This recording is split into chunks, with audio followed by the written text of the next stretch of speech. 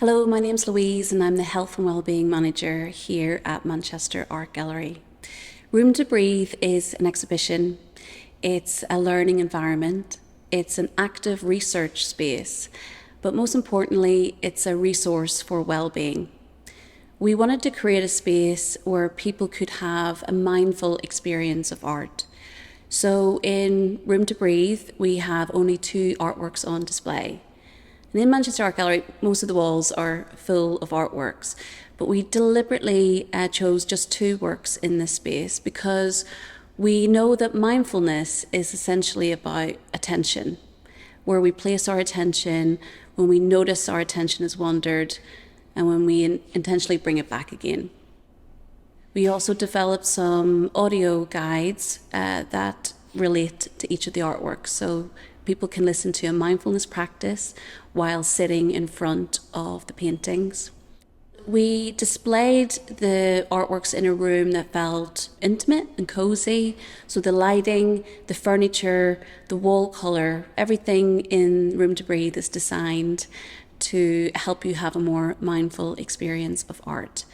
We're really excited to be working with Goldsmiths, research partners, where they're going to help us bring a bit more of a scientific basis to what we've been exploring and experimenting with for several years now.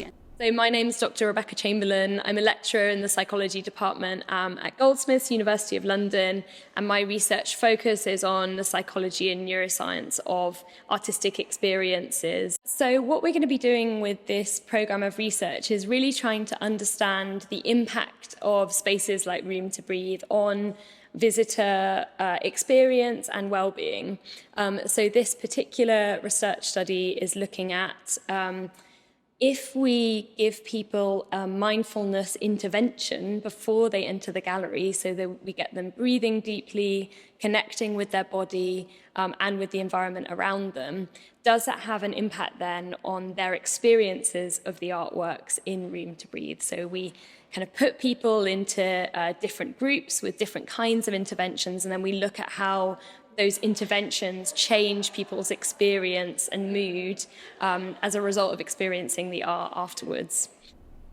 Hi, my name's Sasha, and I'm a PhD student in psychology at Goldsmiths University of London. So, the whole main goal of my research is basically I want to make the viewing experience that anybody can have in an art gallery better. And by that I mean that there are these factors that go into how people experience art, whether it's who's with them, or are they talking to somebody, or did they do something beforehand that put them into a certain mood, or do they just need to learn a little bit about what it means to look at art?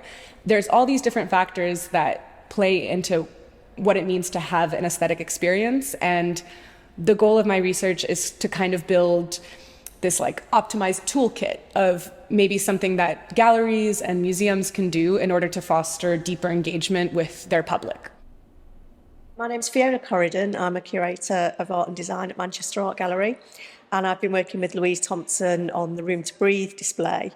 I'm really interested in the kind of emotional impact of visual arts, and before I started working here, I used to come into the gallery as a place to relax and take time out.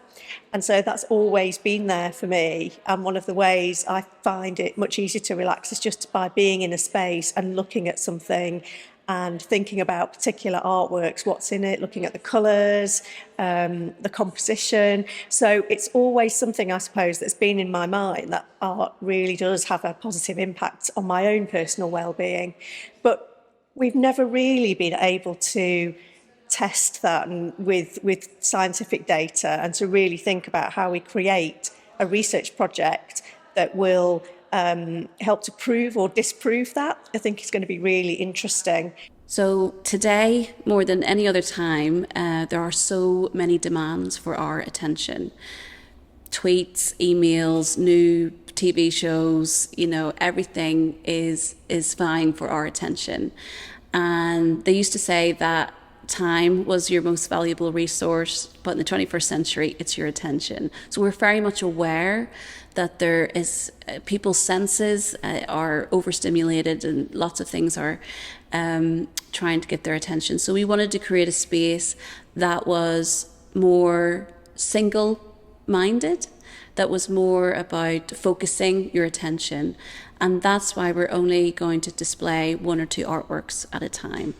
It's quite unusual as a curator to have such a sparsely hung art gallery, just to have 2 works in there, but also with no interpretation. It completely goes against my role as a curator. So, but I think it's really important to see how people react to that and whether they do spend more time with particular artworks because there is less kind of visual information to overwhelm them.